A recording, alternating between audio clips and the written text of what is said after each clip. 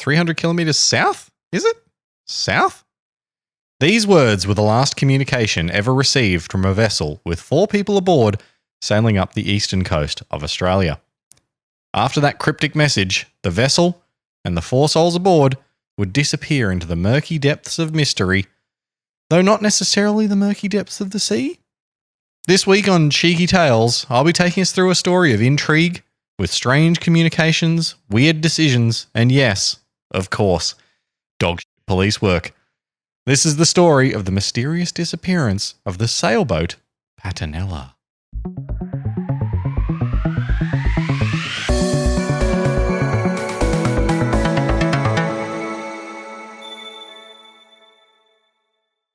You swore in the intro. I did. Oh, I was just going to actually not say anything after we just interrupted it so many times. 400 times. Mm-hmm. So then when it gets to the bit where you should speak, you're like, oh, better not say anything. I mean, that's the bit, isn't it? Right? Yeah, good one. Well, we're back. So what was the name of the boat? Patanela. Kneecap. That's patella. That's so bad. That's bad. I need a new jar. Need a separate jar. Too late for that. That ship is sailed. We haven't even used that joke. We haven't even mentioned. Boat joke. No, that was good. That was good. Good one. We haven't done puns for a while. We haven't done puns for a long time. I set you up with a crap one and then sneak in the good one to make it even better. Yep. Slipped it right in there. It's another boat joke. Slipper. Is it golden? That's a horse joke. That's a horse joke. We got to watch a bunch of sailboats. Not really. Well, actually, little tiny baby sailboats today. Yeah, it was a sailing club, so they were only just sort of scooting around practicing. We're at dinghy-sized ones. Scooning around. No, not quite scooting around. They weren't that big. Lasering around, perhaps.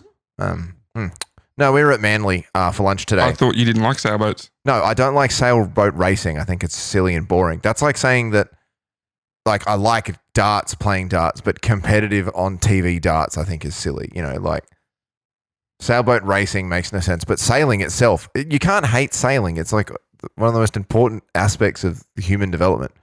But sailboat racing, it's like competitive parkour. Like parkour. What about the World Championship tag?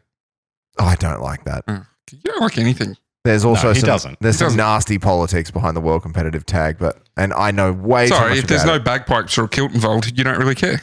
Save that story. Save what story? About there's already politics of world competitive tag. Jimmy the Giant, hit me up. There was a brief period there where tag was like making it was coming up, like it was on TV, like everyone was talking about it for a little bit, for like a month, and that was it. Mm-hmm. Yeah, there is. I'll actually send you a video. You probably won't. It's not that interesting, but I might send it to you. Jimmy the Giant, which is a guy that I watch a lot of my source material from. It's not that interesting. I'm going to send it to you. Sold. You've sold me. It's good. It's the most boring thing you've ever seen. I think you will like him. It's 2 hours long. I think you will like him as a content creator and as a video blogger. He's really, really good. He's a British guy. He, similar to us, kind of sticks in his lane, which I appreciate. What's our lane? Well, we have a lane, right? World War II boats. We're a popular history podcast. Yeah. Right? We're an interesting history podcast. Yeah, I wouldn't say popular. We try and hit the things that people don't know about. That's the whole point. Popular being... Have you read the description of our podcast? Yes, I have. And when people ask me, what's your podcast about? And you try to... It's interesting history and popular history. You know what I say? Horrible histories for adults. And most people go, what's horrible histories? And I go, oh, God, don't worry about it. Yeah. So I just tell people that we're an interesting and popular history podcast. What movie were we watching the other day? Oh, the kids were watching Paddington Bear. I don't know if you've seen it. The new live action ones? Yeah. Yeah. And there's like a sequence where something happens in a museum. The museum's guard's there with his tea. It's the skeleton face dude from Horrible Histories. It's the museum guard in Paddington. I'm like, do you know who that is, kids? They're like, no. I'm like, skeleton face. And they went, oh, it is too. Oh, that's cool. What was that? Nothing. I've been burnt by that thing in our last episode. Oh, okay. So fair enough. Nothing happened. I was just waking it up. Just waking it up. The screen went off, fair, but it wasn't recording. Yes.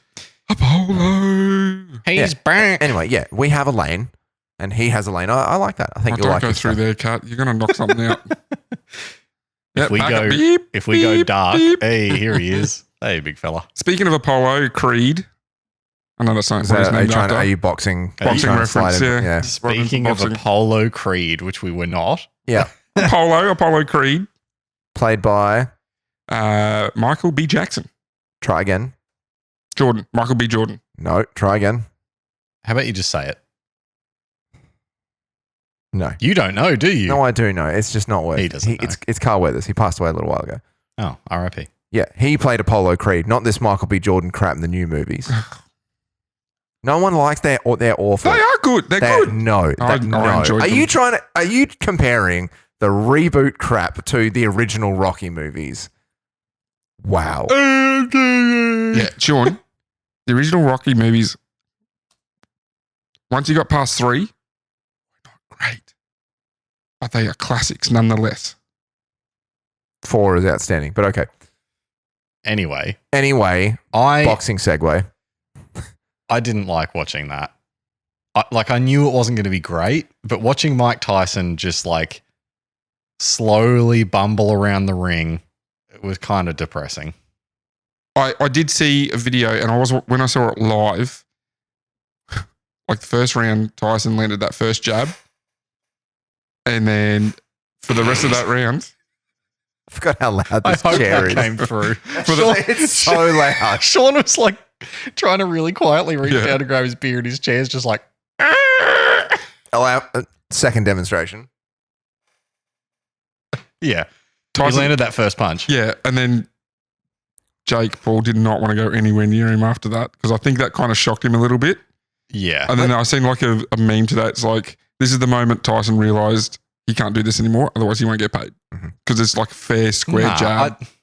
Well, if in his defense, no one in their right mind would ever want to be punched by Mike Tyson. I don't care. I don't want to get punched by 58-year-old Mike Tyson. Yeah, I don't want to be punched by 90-year-old wheelchaired Mike Tyson. Like when he's at Muhammad Ali's spec, just making racist jokes on TV. Like I don't want to get punched by that.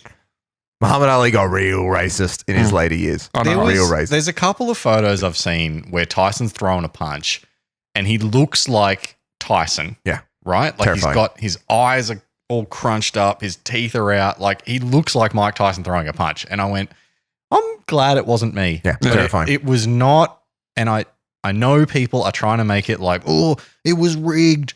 No, I've it seen was a lot of never that. a It was real never a fight. real fight. It was never going to be a real fight. It was an exhibition fight, and it was all about Mike Tyson pointing out the fact that Jake Paul is a character in the boxing arena. And it was Mike Tyson handing over the reins of like, hey, you're the showman now. And promoting the undercard as well. Yeah. Like they The were undercard fights were great. They were great. Yeah. Every one of them was great, and they were legitimate fights. It was excellent, as Yeah. opposed to Conor versus McGregor Mayweather Pacquiao. They were just straight up exhibition things to bankroll Floyd Mayweather, greatest defensive boxer of all time, probably one of the biggest crap humans of all time as well. Manny Pacquiao, not a great deal better. Most boxers are assholes, Yes. right? Like if you tear back the veil of their I performance. mean, if your profession is to punch someone in the face, I don't think you're going to be a great person. Yeah, for every $1 million Floyd Mayweather's made, he's also had that many charges of domestic abuse against his partners, which is just awful. Yeah. He's not But- a nice person. One thing you can say for Jake Paul, and I recommend you watch the Untold documentary on him on Netflix because it will open your eyes to what he's doing. And I know it's a very, like it's whitewashed for him. But when was the last time anyone cared about boxing? And then Jake Paul comes out and everyone's like, I'm going to go watch the boxing Yep. so I can see him get punched in the face. Especially if you come from a country that isn't a big boxing Yeah. place. Australia, it's always been a bit of a... We've had some good boxers. We've had some good boxers, and we consistently have good boxers. Like, we've always got at least one that's doing pretty good. Yeah. And if we don't, we've got a UFC fighter fill in the space. But plenty of other countries. I mean, Manny Pacquiao is from the Philippines. Mm. Yeah. Not that many champions. Look, I'll be honest. That is the first live boxing event I've watched. Yeah. It Yeah. helps that I didn't have to pay for it on Netflix. Yeah. Or that main Netflix- event in 2003 Yeah. to watch Yes. Mundine v Green, Yeah. which also went to a crappy decision. Yeah. Anyway, I didn't like seeing Mike Tyson in that state. Oh, I so wish the- and it- yeah. I'd been able to see him in his prime. But The end of round 2, I was like, oh, he looks pretty he spent. didn't look good when he walked out. No. Like Did you see he made a post today saying, like 6 months ago, he almost died. He had to have 8 pints of blood transfusion, stuff like that. So, I mean, good on him. Like, he's a 58-year-old that went in 8 rounds with a 27-year-old. Like, yeah. And if you expected to see a real fight, maybe don't expect that. Yeah. I was expecting maybe the first round, Tyson's going to throw a few punches and knock Jake down. I thought he might have got him in the first round when he's still got that explosiveness, but he never had it. But like the stat that I heard at the start. I mean, you see the training videos of him, it looked like he had it. Yeah, but they're advertising. And Jake Paul is a substantial reach advantage. Was 2 inches? Yeah, it's quite a ways. Because Mike Tyson's not a super tall man, and his boxing style has always suited his stature. The one thing that did come out of the show yesterday was Mike Tyson's ass. Yeah, that was amazing. That moment. No one expected that. I immediately messaged our group chat and then Aaron replied. I was running around trying to find my phone. I'm like, I got to tell the boys. I got to see if anyone else saw that. Everyone in the barbershop brought it up. Of course they did. It's hilarious. I like the video pretty funny. of Mike Tyson, people talking about like why Mike Tyson slapped him, and then they zoom in. It's like because he stepped on his toes. He goes, I hate people stepping on my feet. Yeah. And he stepped on his toe. And he's like, nah, that's it. There was a stat that they said at the start about Mike Tyson's career, and he'd had like 44 knockouts or something. 50 wins with 44 knockouts. And 21 of them happened in the first round. Ridiculous. That's crazy. That's wild. Like 21 times people went to see Mike Tyson fight and he just knocked the guy out straight away. Within the first 2 minutes. That's wild. Incredible. That's and crazy. I don't think we'll ever see someone what a boxer. like that again. Yeah. Yeah. An immense sporting figure. Like the thing I said to Kirsty, Mike Tyson's that old. The NES game or Super Nintendo game, Super Punch Out. Mm-hmm. Mike Tyson was the boss in the game that come out in 88. Mike Tyson's so old that 50% of the people that I work with in the barbershop were not born when he bit Evander Holyfield's ear. Was that wow. 93? Yeah. No, it was 94, I think. Yeah. It was. Were you 1? 94 was a year. Were you 1? I would have been 1.5. Yeah, that's ridiculous. But like 8 people, 9 people work in my barbershop and 50% weren't alive when he bit Evander Holyfield's ear. Crazy. You want to look up a photo, you might have this for the supplementals. Photos of the police trying to arrest Tyson after that incident. Mm-hmm. It's terrifying. He's like there fully gloved up still. They had, imagine there was I think 6 police officers trying to arrest Mike Tyson. Yeah. Like, no thanks. Yeah. Anyway, shout out to a hero. That's enough. Well, we shouldn't say that. He was a bit of a dick in his time, but these days seems like he's a much better guy. Excellent in The Hangover. You had some banter at the start of the episode, boy. We had like topical events. This is the benefit of recording not 2 in a row. Yeah. Anyway. And we're not a week late on the topical event. Imagine if we had to wait until next recording. Yeah. Oh, did Tyson event. Oh, that was great. Yeah. Anyway, we should get to the story. We've been rambling on a bit. No, okay, never mind. I was going to say The Simpsons did it again. Did you see the thing that came out with The Simpsons? No, they No. didn't. We watched the episode. Homer fighting, Tyson. Yeah. It wasn't Tyson. It was Frederick Tatum. Frederick Tatum. That was modeled on Mike Tyson. It was Tyson. Again, they can't do it too close to it because then everyone will know he is a time traveler. Let's get back to the Patanela. Yeah, what's the kneecap? Just going to have to ignore that. We're going to have to get a better chair for you too.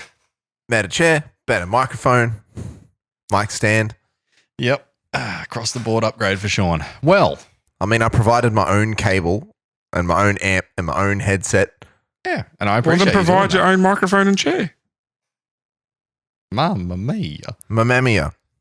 The Patanela wasn't just a vessel that went missing one night off the coast of Sydney. It had already developed quite a backstory of its own. Before its eventual journey up the coast, the Patanela had begun life in the 1950s, spending most of its time in the Southern Ocean, but occasionally being used for round-the-world journeys. It was a 19-metre steel schooner with 4 watertight bulkheads, 3 large sails, and a bright yellow hull. Did you say steel? Yes. I don't think that's the greatest material to be making a... I'm sure it probably wasn't just straight steel. It just seems not the best material to make I don't want to say boat. I don't want to say ship. It's a ship. It's a ship. A ship out of. Sean, quickly look up what the difference between a boat and a ship is. So this thing's like, I'm going to throw my guesses out first. It'll be one is required to have a crew, one isn't required to have a crew. or it's going to be displacement, or like, Or size. yeah. So it may have been cursed from the very beginning. Oh, it's a cursed ship.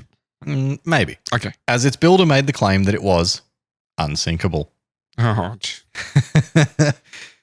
So it had 4 watertight bulkheads. one rule. Yeah, I know. I know. Don't, Don't say your boat's unsinkable. because it's going to get sunk. What's the difference? A boat cannot carry a ship, but a ship can carry a boat. It's not the definition. Yes, it is. Oh, okay, so if it's got like a dinghy on it. If it's big enough to carry a small vessel, it's a ship. Okay, so what if you had like a? So I've got, say, my dad's 15-foot half cabin, Yes. and then I get an RC. boat. No, because you Because can't an get in RC that boat's boat. not a boat. You can't get in it. It's not a boat. Well, you didn't say you had to get in it. A boat. You just said a ship carries a boat. A boat. I've got a little tiny miniature boat. Yeah, a miniature boat. It doesn't say a ship can carry a miniature boat. Because then every boat's a ship. A boat is a small That's my vessel. point. Put a smaller boat. That's my point. Smack the wipe that out. microphone into the mouth. Right. So do you remember from the Titanic episode, Mm. the watertight bulkheads and what they do? Yes. Right. The Good. audience might not, though. So if you've got a ship or a boat and it's got watertight bulkheads, they are bulkheads that run like opposite to the length of the ship that can be sealed off from the other ones so that if they're breached, the other ones don't fill with water. Yes. So most boats these days or ships will have watertight bulkheads of some sort. And generally, if one of them gets pierced, the rest of them won't, and the boat will be fine and won't sink. In the case of the Titanic, it was 4. Yeah, where I think they could have 3. Yeah, no, I think it was 4 and the fifth one. Fifth one. Yeah. It like rolled over the top. Doesn't matter. In this case, it had No, 4. someone forgot to shut the door, which filled up the fifth one. I think it was. No, you're thinking of the Britannic where they had the windows open. Oh, okay. Anyway, in the case of The windows were open in the submarine. the unsinkable Patanela, in 1958, it was being used as a crayfishing boat and found itself in the first of its notable incidents. Mm. While fishing in close to the shore, the Sandbank. boat smashed into a submerged rock, breaching one of its bulkheads, but thankfully not a second, leaving the ship able to limp back to shore over the next 14 hours, arriving back in port at 9 a.m. the next day. This story, along with its numerous Antarctic voyages, would give the ship a reputation as a ship that wouldn't falter, even in the worst conditions. So was this a part of the Antarctic expeditions you may have explored in your previous episode? No, because this was in like the late 50s, early 60s. Okay. Yes. It was exactly this feature that caught the eye of famed adventurer Bill Tillman for an upcoming expedition. Bill had fought in World War I, earning 2 military crosses for his bravery, and after the war he would begin climbing with his friend Eric Shipton, making numerous climbs around Africa and forming a very famous climbing pair. When he finally left Africa for England, he didn't just fly. No, Bill rode a bicycle across the continent instead. As you do. What a mad lad.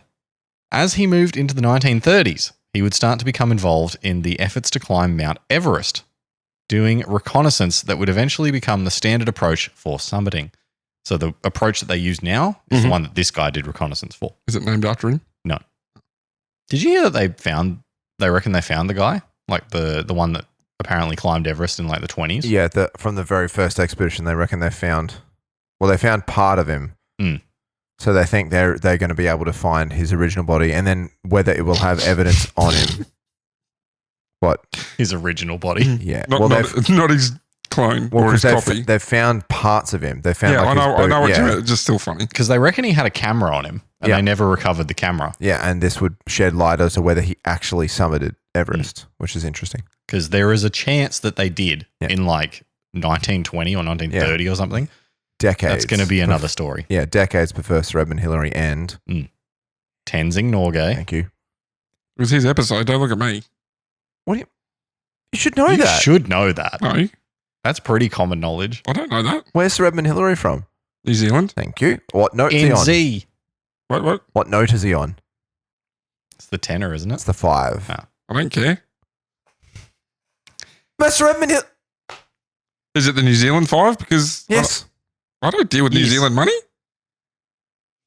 Anyway, Tillman would even It's an briefly... inferior country. Why do I care? Whoa.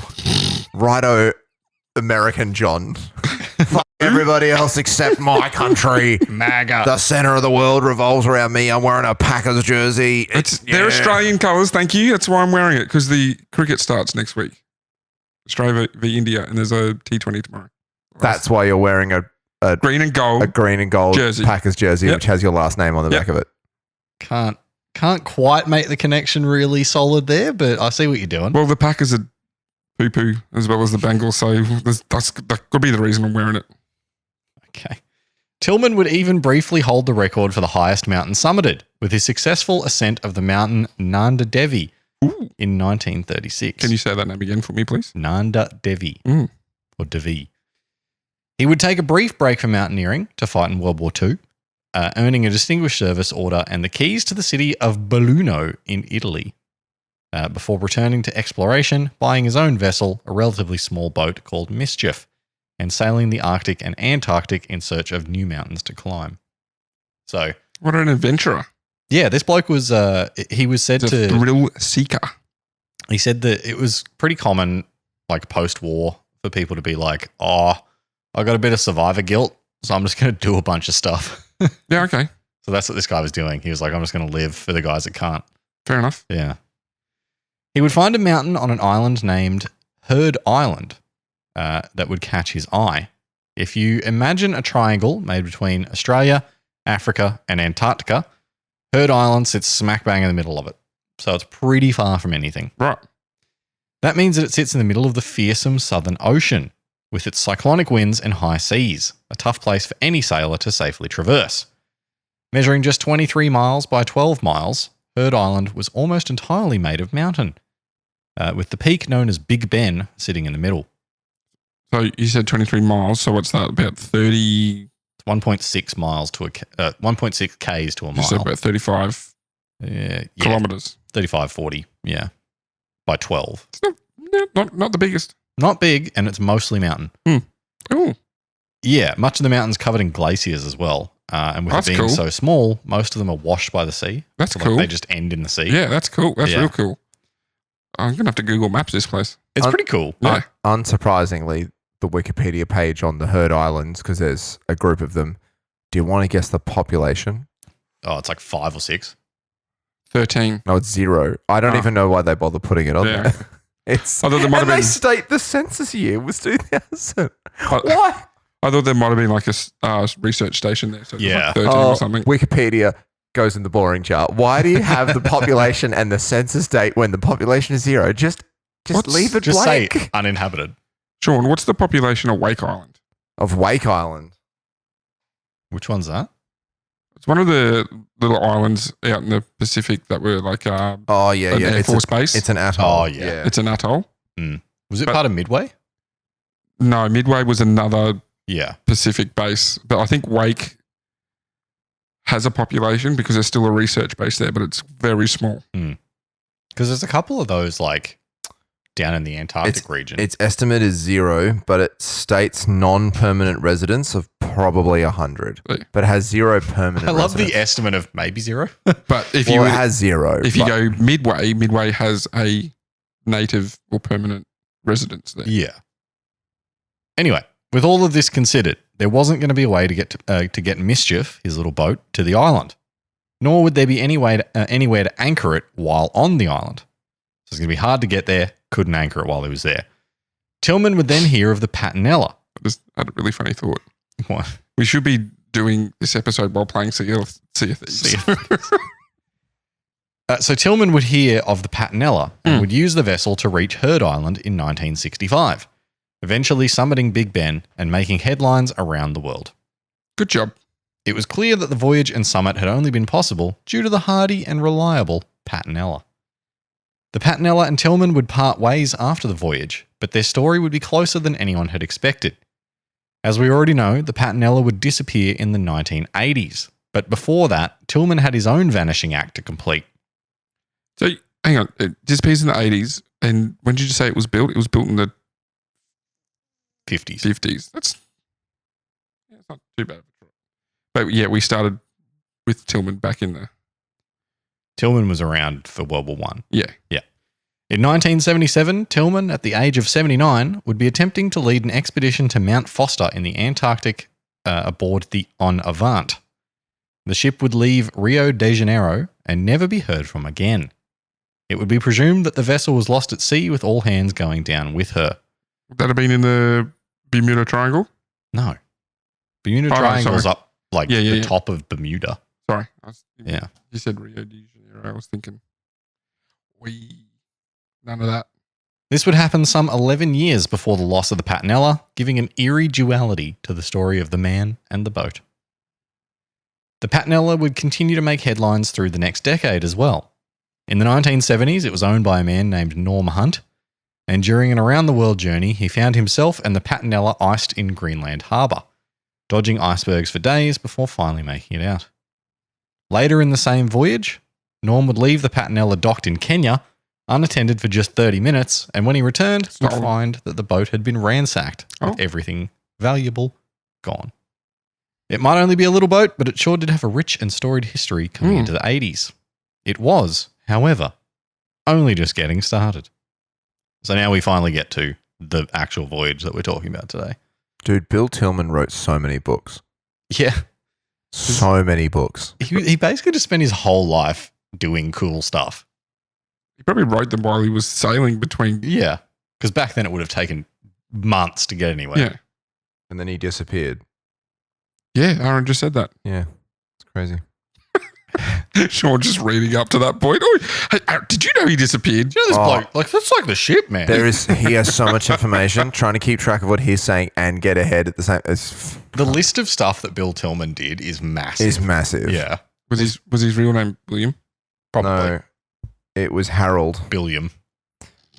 No, I'm serious. It's Harold. It's Harold William Tillman. I'm laughing at him. Billiam. I know a guy whose middle name is Billy. Billiard. No, it's not even like, his middle name's William. It's Billy. Yeah, I mean, a few people do that. By 1988, the Patanela had been passed through the hands of various owners, and it had recently been purchased by a man named Alan Nicol. It was valued at around $500,000 at this point. Must be nice. Alan would complete several upgrades, including the addition of a radar on board to give them the position of nearby ships and land. And he had the boat docked in Perth. He had a plan to vacation in the Whitsundays in Queensland, basing themselves at Airlie Beach, which we know well, where they would then stay and charter the vessel out. He would set sail on October 16th of 1988 with a crew of 6 on board. There would be Nicol himself, his skipper Ken Jones, Ken's wife Noreen, their daughter Rona Lee, and 2 young crewmen named John Blissett and Michael Calvin. Blissett and Calvin had only recently joined the crew, meeting Nicol in Fremantle and striking a deal to join the journey to gain hours they could use towards their navigational certificates and would eventually work as crewmen for the charter business once they were in Airlie Beach. Yeah, so they're in Perth, planning to half circumnavigate Australia. So cut across the Bight, and then they're going to chuck it left at Melbourne and then cut up the coast. Yep. Pretty straightforward. Yeah. The journey would be around the bottom of Australia, across the Great Australian Bight, then around Melbourne and Victoria. You get the old seaboard. Roaring 40s behind you coming across. Bass Strait? No, the below Australia. The Yeah. Is it called the Roaring 40s? I don't really know anything about the Bight. There's like a really famous wind stream that goes from like the western side, I believe it's the western side of Australia, all the way across to the eastern side on the southern end. I'll tell you what, when I flew back from Perth to Brisbane, it was so much faster coming back. The roaring 40s are a strong westerly wind that occur in the southern hemisphere, generally between latitudes 40 and 50 degree. The strong eastward air current, it's kind of not across the Bight. It's actually more south than that. Yeah, it's more across Tasmania to New Zealand. Kind of. It's caused by the combination of air being displaced from the equator toward the South Pole, Earth's rotation, and the scarcity of land masses to serve as windbreaks at those latitudes, because there's nothing in the Southern Ocean. Ain't nothing down there, bruv. and it's very, very obvious in the Cook Strait in between the islands of New Zealand. And as someone who's caught the ferry from the South Island in Picton into Wellington, it's pretty rough. Like all the time. It's rough all the time. Well, the start of this journey was smooth sailing. Oh, boo. What a juxtaposition. Stopping in Esperance on the south coast of Western Australia on October 24th before making it to Port Lincoln in South Australia on October 29th. At this stop, Alan Nicol and Rona Lee Jones would disembark for some other work-related commitments. While Rona Lee would stay off the boat, Alan Nicol was scheduled to get back on the boat in... I keep saying boat instead of ship. Just imagine that I'm saying the same word every time. But... Picture yourself looking at a script and it's got 2 words. It's been a while since we've made that reference. I know. Shout out Sam West, Glenn, who still makes that joke to this day when we catch up almost every single time. I hope Canberra's treating you well, and I hope Army Band Duntroon are listening to this podcast. Yeah, actually, so do I. Yeah. Get your ears on it. So Alan was scheduled to get back on the boat in Sydney, the ship in Sydney, when the Patanela was scheduled to dock there on November 8th. The plan was to then meet his family in Airlie Beach on November 18th. Alan and Rona Lee would have no idea that when they stepped off the boat, they would never see their crewmates or the Patanela ever again.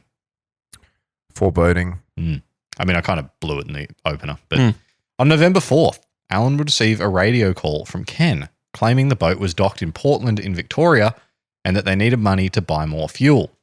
Alan would transfer the money to Ken. It's a sailboat. Use the wind. I mean, good point. Oh, no. There's a motor for interdocks. For most stuff. And Ken withdrew it that day. So Alan sent him the money, Ken gets it out. But there wasn't any clear evidence that he purchased fuel with the money. On November 5th, Michael Calvin would call his father, but all he could get out was, "G'day, Dad," before the call disconnected. On November 6th, Ken Jones would call in his position when passing Bega in New South Wales. Bega's famous for cheese. It's Bega. Come on, dude. Yeah, I know that. Stop saying Bega. Bega. Bega. Bega's not Same famous. as the cheese. Bega's famous for cheese. You couldn't have... there's no ambiguity in that. There's an ad for it and everything. You even quoted the ad. I quoted the ad and got it wrong. said it wrong. I know. How bad's that? My God. So he called when passing Bega. Tits on a ball, I swear. In New Tits on a ball. Screen door on a submarine. Handlebars on a washing machine. Yeah.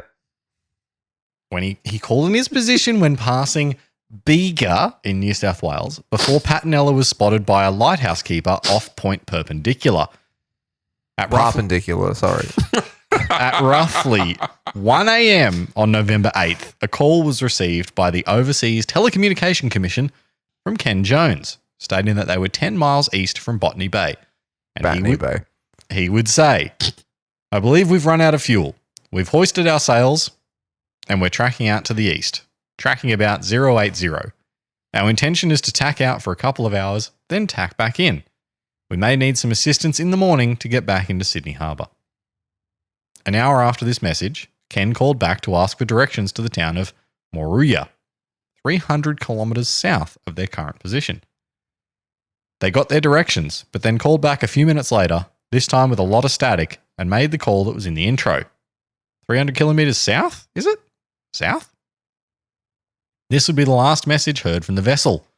And after this, it would vanish into the night, never to be heard from again. So obviously they're lost. They're thinking they're off the coast of...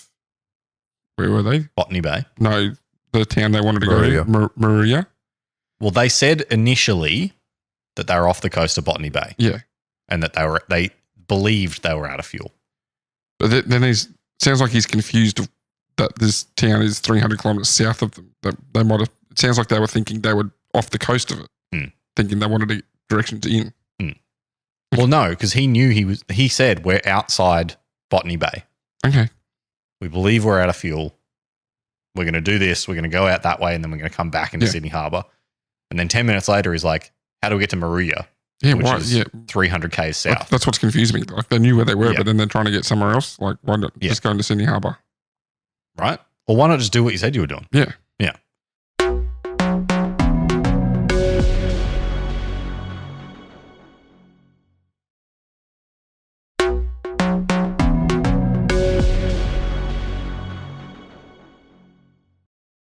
So what happened next? While there had been a plan for Alan to board the Patanela on the 8th in Sydney, when the Patanela didn't arrive that day, he didn't raise the alarm. He wouldn't raise the alarm at all, in fact. And it would take Peter Jones, Ken's son, to raise the alarm 11 days later when the ship didn't arrive in Airlie Beach and he couldn't reach his father on the radio. The Federal Sea Safety and Surveillance Centre in Canberra was notified, but they would refuse to conduct a search as it had been 11 days since the Patanela was last heard from, and they would need to search 200,000 square kilometres of ocean. So they were just like, it's been 11 days, dude. Yeah, could be anywhere. What's the point? Yep. The Patanela was equipped with an EPIRB, or Emergency Position Indicating Radio Beacon. Very good. Everyone who goes out on a boat or ship should have, the ship or boat should have an EPIRB. Yes, because it puts out a signal for 48 hours if it's triggered. It could either be triggered manually by the crew or automatically if it was submerged in water. Mm-hmm. There was no EPIRB signal sent by the vessel that night, so there wasn't a starting point to search, except for, the position they reported they were in off the coast of Sydney. Mm-hmm. But, there would be a 3-year government investigation carried out, but in 1992, shout out to 92 babies, a coroner's court inquest declared that the Patanela had probably sunk after being hit by a larger vessel. Charter boat? What charter boat? They gave absolutely no reason for this conclusion, as there had been no report of a collision and all 48 other boats in the area that night had been checked for damage with none found. Okay, so they've just gone... Probably just sunk. Yeah. Got hit. What are you going to do? There were also multiple sightings of the Patanela after this night. Ooh. All over the eastern seaboard of Australia. Ghost ship. Even in Southeast Asia. But none of these were confirmed. Bit of a ghost ship. Ooh, too spooky. Couple weeks late for that one. Yeah, what are you doing? Peter Jones would have something to say about the message received at 1 a.m. on the 8th from his father, though, stating, "It's clearly my father's voice on the tape, but it doesn't seem to be his words. I don't think he'd ever say he believed he'd run out of fuel. He's too experienced to be so vague. I think his radio calls were veiled calls for help."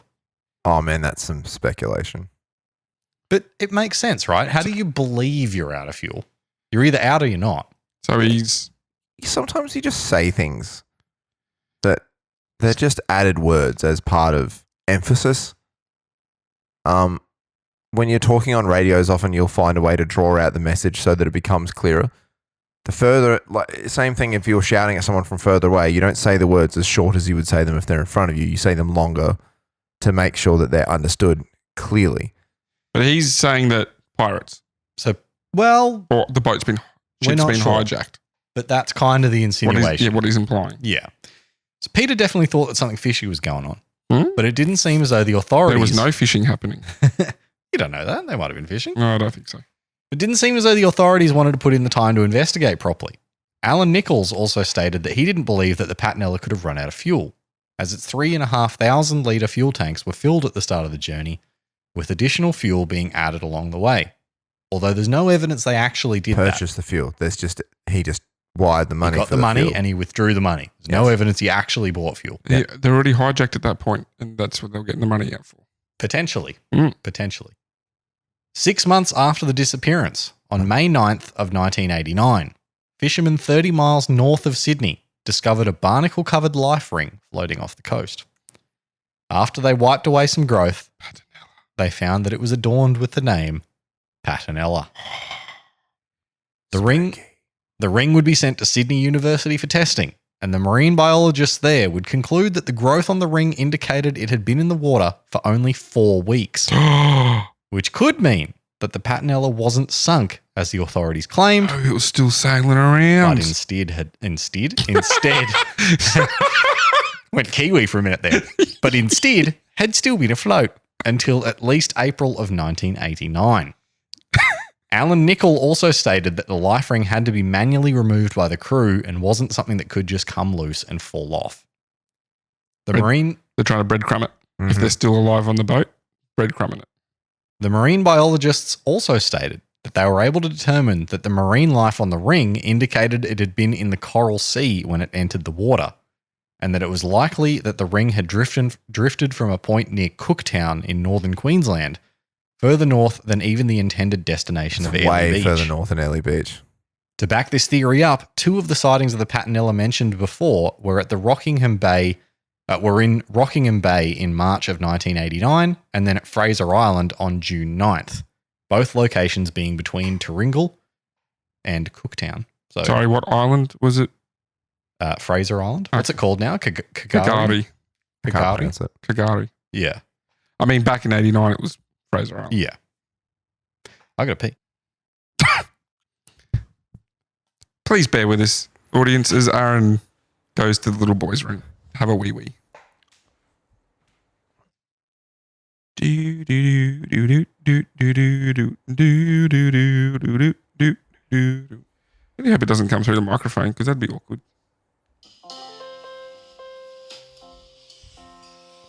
Is this license-free jazz music? Yeah. Please enjoy the license-free jazz music. Please enjoy royalty-free jazz music.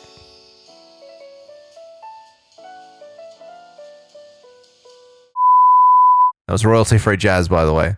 I love good royalty-free jazz. Famous uses of it on the show was when John knocked over 2 drinks in 2 weeks and got the sippy cup. Allegedly. There's evidence in the recordings. You don't see it. We weren't on video at that point. It's only audio, and you could be making it up. It was an audio. It was a classic podcast. Yep. Yeah. Back before video was invented. None of this video stuff. Think of the children. I'm trying. Oh, I'm going to have to put that as an image over the top of that bit from dear. earlier. So, we've got the life ring. What about the body? Body? Adding to the confusion surrounding the life ring was a body that was found washed up on Manly Beach. That's Sydney Manly. Yeah, this is all over the East Coast. On June 3rd, just 25 miles away from where the ring was found. The body was badly decomposed with only 1 leg left, so it wasn't possible to ID the body from sight alone.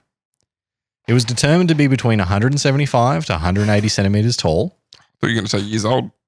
It was a very old man. 20 to 30 years old, of a slim build, and was found wearing a size 9 shoe. A rough guess.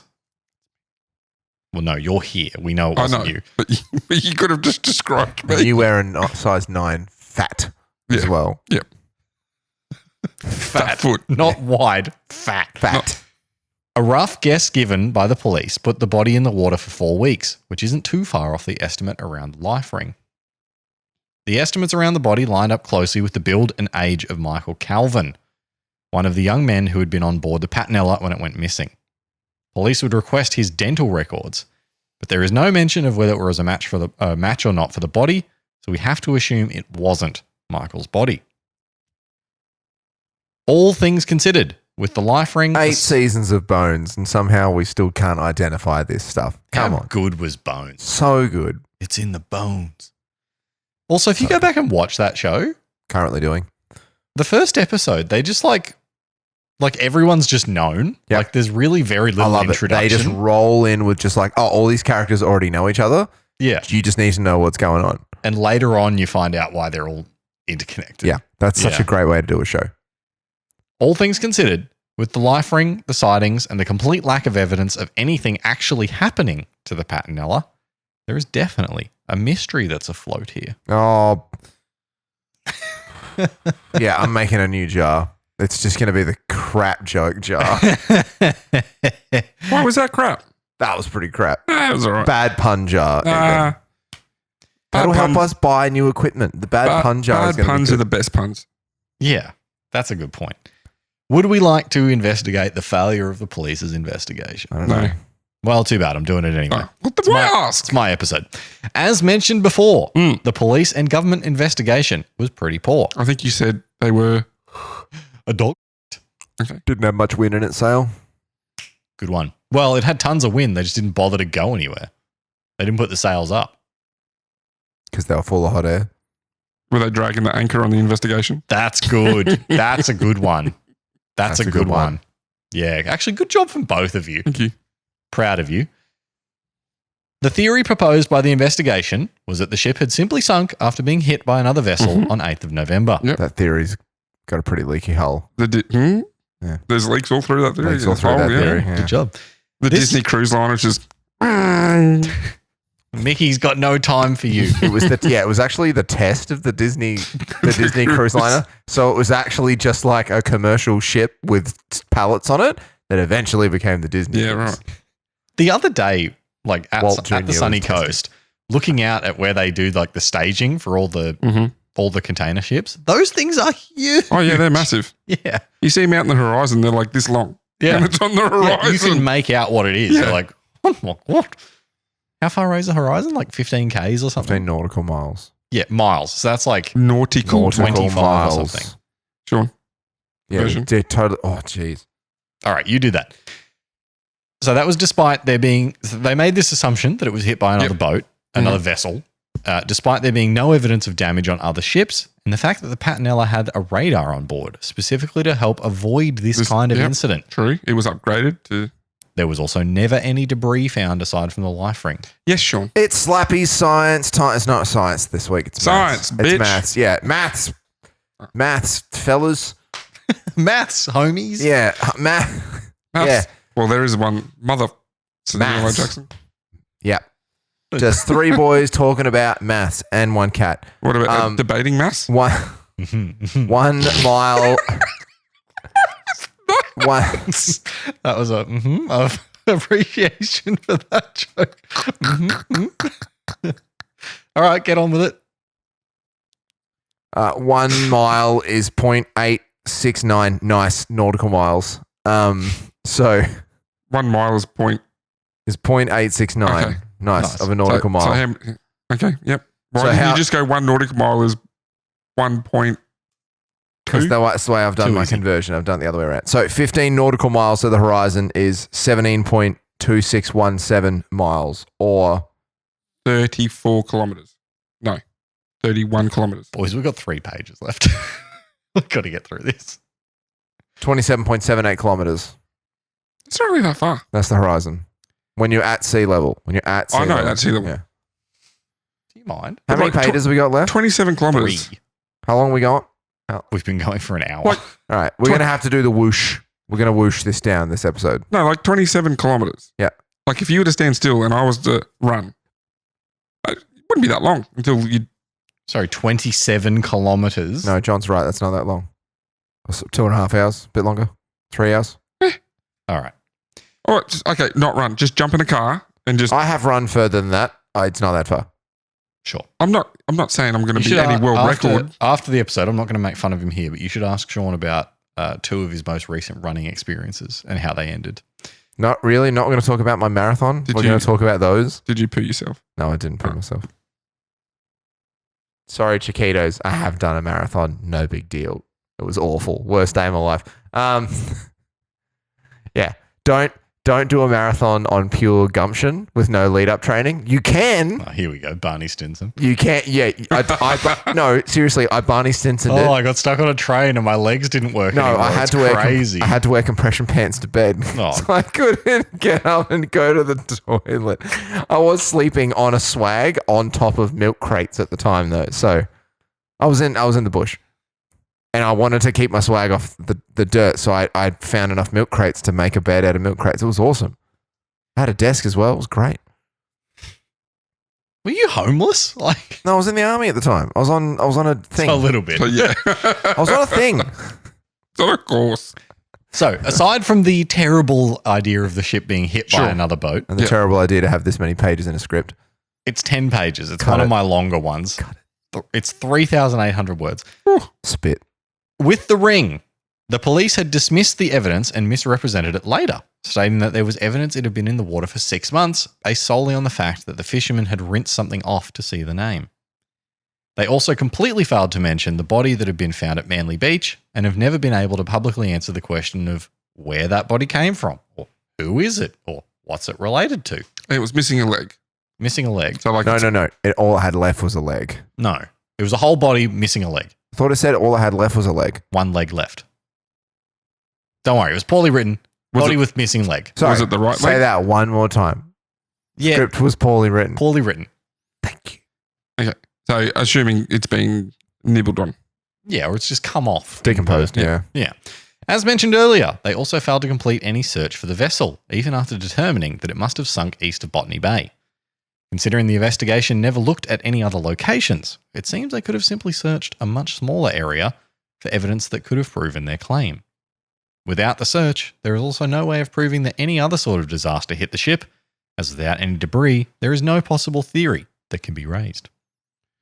Do they have like weather records from back then? Is there, like, can you look up to see if there was a storm or Wasn't particularly bad. Yeah, I'm not convinced that it made it all the way to Cooktown. Well, there has also never been any investigation into sightings of the Patanela after the supposed sinking date. As mentioned, there would have been sightings up and down the coastline of Queensland, and in addition, all over Southeast Asia, specifically Thailand, and even as far away as South America. To not even investigate whether the ship was actually there seems like a massive failure of the police, considering there was no physical evidence of the sinking. Mm-hmm. So if we can't trust the police investigation, maybe we can look to other theories. Alan Nicol certainly had a few. Despite the fact he never raised the alarm and drew suspicion himself, it's possible that he simply got caught up in his own business, as his lawyer was going broke and it was causing him some real problems. He did, however, spend roughly $30,000 in the months after the disappearance searching for the vessel, Okay. chartering flights to look around the islands nearby and interviewing witnesses who claim to have seen the boat. Well, good on him. I And it suppose was- he's got a vested interest. And it was a very important ship. Like it was a very important ship Yeah, it up was- until that point. okay. you know. And worth $500,000. Yeah. So that's why, not because he had family on board. He didn't. Okay. Oh, Nicol didn't he? didn't. Ken Jones was the Ah, skipper. right. He had family. Right. Yeah. His first allegation was that Ken Jones was involved in the hijacking, potentially due to some business failures he had in the past. I'm the captain. The theory was that he was taking the boat to pay off a debt, though there was no evidence of anything like this in Ken's life. The random directions to Maruya could back this claim up. That could also be explained by an unrelated hijacking. There is also the weird message that Ken's son believes to be a coded cry for help, which casts doubt on this. He would also make allegations against John Blissett and Michael Calvin, claiming that they may have been involved in stealing the ship. It does seem strange that these two guys would decide to be on the Patanela. However, their story checked out, as they had taken a bus to Perth 9 months earlier and were indeed going for their navigational tickets.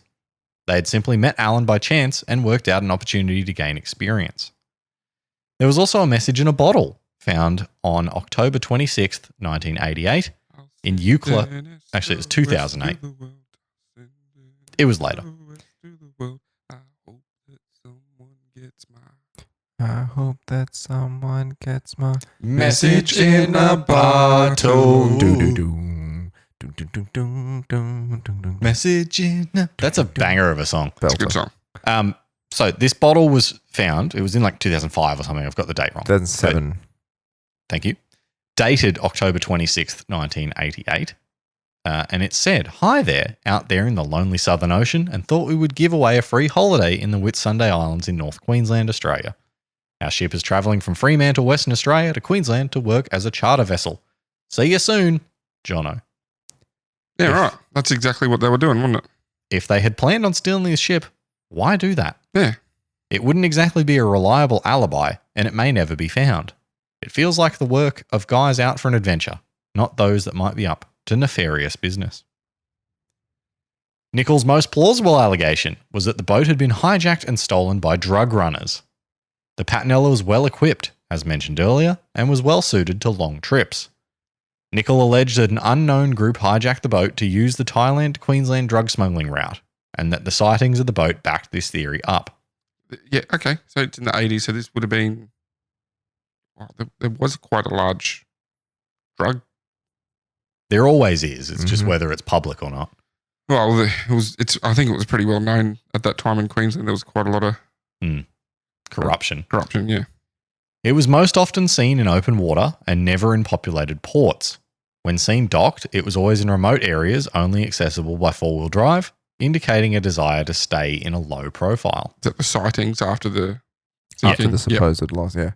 If it was being used as a drug vessel, it would also be easy to repaint it and re-register, with some bribes in other countries, and it's possible that the involvement of drugs would indicate potential corruption by the police, which might explain the absolutely terrible investigation that was done in the case.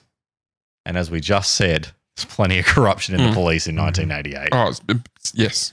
Yeah. Just look into anything in Queensland in the 80s. It's crazy. Let's watch Underbelly. Yeah. Actually, yeah. What about the police? Nichols' allegations actually caused a shift in the investigation. Who sang Message in a Bottle? The police. Just saying. I'm just saying Sting's probably involved in this. To say that he's not involved would just be ludicrous. There's literally no evidence that says that Sting isn't involved in the Patanella. Therefore, he must be involved. Yeah. Prove me wrong. Prove me wrong that Sting didn't steal the Patanella. Calling you out, Sting. And then he wrote a song about it. Yeah. Message. Oh. What if this is it? We've got him. We've cracked the We're code. finally going to take down Sting, number one enemy of the podcast. Are you looking up to see when Message in a Bottle come out? When did it come out? gonna be Sean? Sorry, guys. 9 years before. Ah, So you know what it does? It's foreboding. It No. shows that he was planning premeditation. premeditated stealing the Patanella. So in 1979, when Sting wrote this song, He was planning the theft of a vessel. he was planning the theft of a famous Southern Arctic Yeah. expeditionary ship. I'm willing to say that as a podcast, we are accusing Sting of stealing the Patanella. Cheeky Tales says no thank you to lots of things, but it says absolutely to the idea that Sting, with prior knowledge and premeditation, stole the Patanella You to know what? participate in an illegal drug smuggling ring Smuggling, yeah. from Thailand to Sting, Australia. we will interview you if you'd like to prove that you didn't steal the Patanella. We'll But have if you on. if you say no to that, just know it's going to look bad for you. Yeah, it's gonna like all this is. It's Sting, I'm sorry, but you have to The answer for ball your is crimes. in your court. You got to answer for your crimes, Sting. keep your mouth closed to be thought a fool, or open it and remove all shadow of a doubt. Sting, you are guilty by all Omission. counts. Guilty. Yeah. There's probably nothing that could make me think that Sting didn't steal the Patanella. This is a hard stance that this podcast is taking, and this is going to heavily affect our sponsorship deals in the future. So let's Unless, be aware of this. you know what? If people don't want to sponsor us because we made these allegations against Sting, what are they hiding? Huh? What are they hiding? We are never going to be included in the Emperor's How did New Groove 2. Manscaped contribute to the theft of the Patanella? Look, it's well known that Sting's Sting probably uses, on the board. He uses Sting uses WebShark to protect his online security. How is Sting involved with NordVPN? NordVPN. That's what I want You to know. nearly said NordNBN. I did. Anyway, so now that we've solved the Patanella, let's just talk about the rest of the theories. Well, I mean, I suppose Sting is sleeping on his bare mattress aboard the Patanella as we speak. Like, That's true. Where is Sting using a sleeping duck mattress? yes, he is definitely, and a koala couch. So Nichols' allegations that definitely weren't against Sting, that's just us, actually caused a shift in the investigation, with the Federal Sea Safety and Surveillance Centre in Canberra giving the investigation to the Australian Federal Police. This caused months-long delays, with the case eventually being handed to Detective Superintendent Ed Tyree in February of 1989. The coroner assigned to the case eventually was Derek Hand, who would eventually find that there was no evidence of foul play. The Okay. thing with Derek Hand is, The Sting. the sting on Derek Hand is he had a history of bad findings. In 2019, just 5 years ago, one of his old findings was reopened, the case of a 17-year-old boy called Robbie Joe Coulter.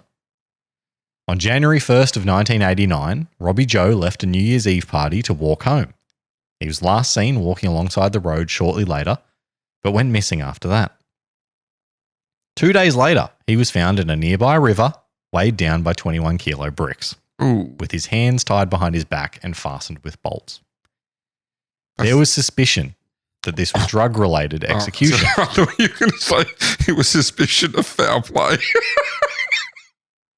Just wait. Okay. There was suspicion that this was a drug-related execution, as his family stated he had been witness to a drug drop some 2 months earlier. Derek Hand would rule that it was suicide and there was no foul play. As it turned out, nobody agreed with this decision, not least of which the family. And it didn't get opened until 5 years ago. Yeah. Mm-hmm. So it Yeah. stayed as 1989, January 1st. It waited until 2019 to be reopened. So the family, Hand what's- claimed So what's that? 20 years. No. 30 years. Yeah, 30 years. Yeah. 40 years. No, 30 years. 30 years. 30 years. Minutes ago. So he tied concrete blocks to his feet and then bolted his hands behind his back.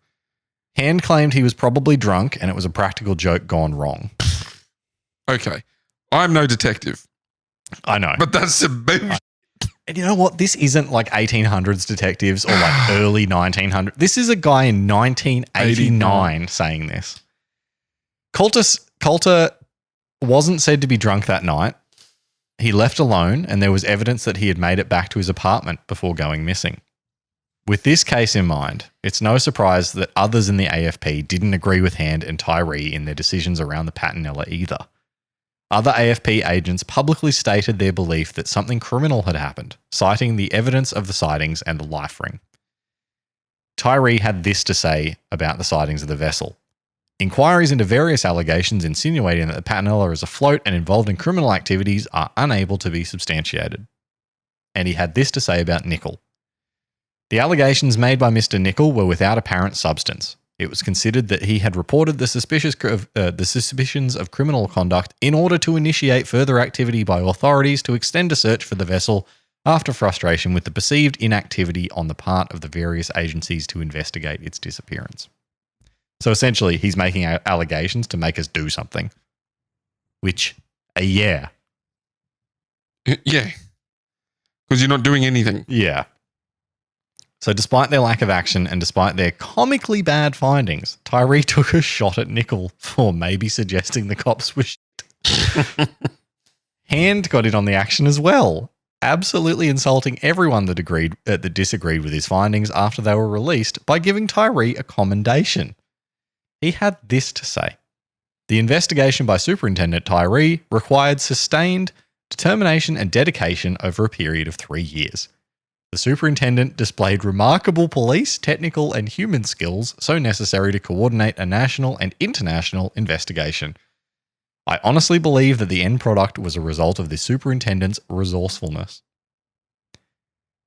So after finding absolutely nothing For in the 3 it took him investigation 3 years. So he got paid for 3 years to do nothing. and dismissing serious evidence that something was happening, the two men gave each other a public pat on the back and went about their life afterwards, leaving the case mysteriously unsolved and everybody suspicious that either the two were incompetent or on the take. They were involved. Sting's paying them well. Sting, I mean, he had plenty of money from that song. Just saying. Who's got the resources? Tell us we're wrong, Sting. Whatever your view on the police, this case is not solved by any stretch. It's one of Australia's greatest mysteries, and with the years passing by and no new evidence and Sting covering what there is up, it's likely that this one will stay unsolved indefinitely. That's it. So has there been any underwater searching in the supposed area? No. Well, none that we know of. Is there a reward? Not that I know of. Yeah. I mean, if we go out and find it, Yeah, let's do it. Cheeky Towels finds the Patanela. Mm-hmm. And then doorstop Sting. Yeah. It's another one of those ones where you're like, why are you not doing anything? Like, why are you not looking for this thing? Yeah, no, I'd say they were on the take for if it was a illegal drug smuggling operation. It seems to be clear that they were being paid off by it to not. Something is going on. James Cameron's Right. got to make something out of this for National Geographic. James Cameron. Yeah, it's pretty clear, even if something nefarious didn't happen, that something's happening, right? There has to be. It's not just that it disappeared. Something is going on. Yeah. Especially if they claim, if it is true that when they claim that ring has to be released, it doesn't just come off by itself. Yeah. But even then, like, I believe marine biologists, they know what they're doing. So why would they? Man, Cooktown to Manly and then a body as well. I don't know. Yeah. There's a long way. There's a lot of headlands in between then. There's a lot going on there that is just unexplainable. Yeah. Right? And because they never investigated it properly, you can't explain it. Mm-hmm. So It's another one of those ones that you're just like, can you just do something? Just look, do anything, investigate. But yeah, they just didn't. And that is, unfortunately, the story of the Patanela. He's actually been saying it wrong the whole episode. It is the patella. It's not. Let me be clear about that. So did the ship have a distinctive? It was yellow. It was bright yellow. Bright yellow. But like silhouette. Yeah. You said they could be repainted and It's a large sailboat. It's twin mast. so not really Prima. distinctive in its Prima. silhouette, just the color and I mean, like, I'm sure that people would recognize. Like, I don't know boats. Like, I can pick out cars. I'm sure people could pick out boats. yeah. But Okay. yeah, Do you reckon there's a chance it's still going? maybe. So it may have been involved in this drug smuggling. It's been repainted, registered under a different name. Yeah. It's now called the Kneecap or something. And mean- someone out there owns it, not really knowing its history or. There you go. I mean, There's a picture of it. You know what I mean? Not Like, that do you, distinct. do you think there's a possibility that someone owns it, not realizing what they have, because it's been sold to them as something else? maybe. Or it's in Sting's boat shed. Stinks in boat, yeah, in his boat shed. In his dry dock. Yeah. Yes, In his secret nuclear submarine Yep. base. it's named Roxanne. Yeah, that could be true. Prove us wrong. Prove us wrong. Prove us wrong, Sting. Come on the podcast. Have So- you here anytime. If you are Sting or you are any of his close associates, hit us up on @CheekyTalesPod. Any member of the police. Any of the police members. Yes. If you're not a member of the police or in, Not the two investigators because they suck. No, they suck. I'd love to hear from them. Yeah, actually, yeah. Come on the podcast. Tell us why you think you're right. Okay, fair enough. Hit us up @CheekyTalesPod on Facebook and Instagram. We do have an email address as well. You can search for that one yourselves.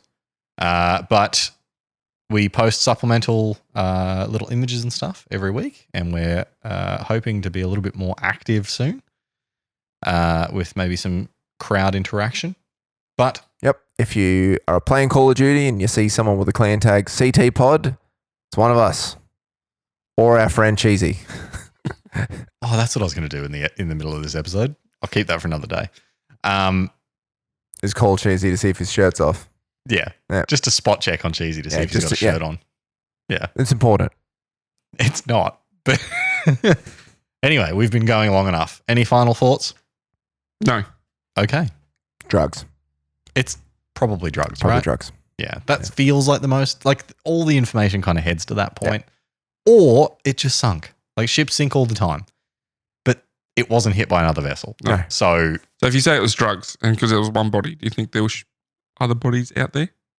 There are other bodies out there. Do you reckon the crew didn't survive No. the hijacking? the other thing is, why didn't Nickel do anything? Like I know that he searched for it later, but why didn't he ever report it missing? Mm. He was in contact with them a couple days before. He was supposed to get on the thing. Why didn't he do anything? And they don't really go into that in any of the investigations I He saw. wasn't a member of the police, was he? He was their ghost Was it rider. the drummer or? Anyway, that's the other part of it for me is like, what's this guy got to do with it? Yeah, okay. Right? Good story. Mm. It's a good story. Thank you. Goddamn boat stories, though. I tell you what. And I'm working on a Boats. boat one too.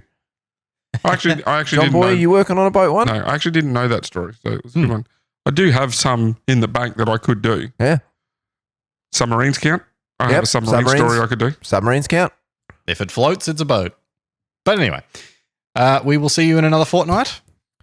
All boats float. Not all that floats is a boat. Well, not all boats float. Right. Submarines don't float. Yes, they do. Is it floating if you're Yes. under the water? Yeah, it's still floating. They're not dragging ass on the bottom of the ocean. Yeah, they're not. They're not scooting along. Yeah, they're not. They don't have like axolotl They're not, yeah, legs they're not, just going. they're not axolotl marines. Like, Actually, have you heard the story of the foot? No. Anyway, after the podcast. end of the episode. We'll see you in a fortnight. Good night. Good night, Chiquitos. Take care. What? I'm allowed to change my thing?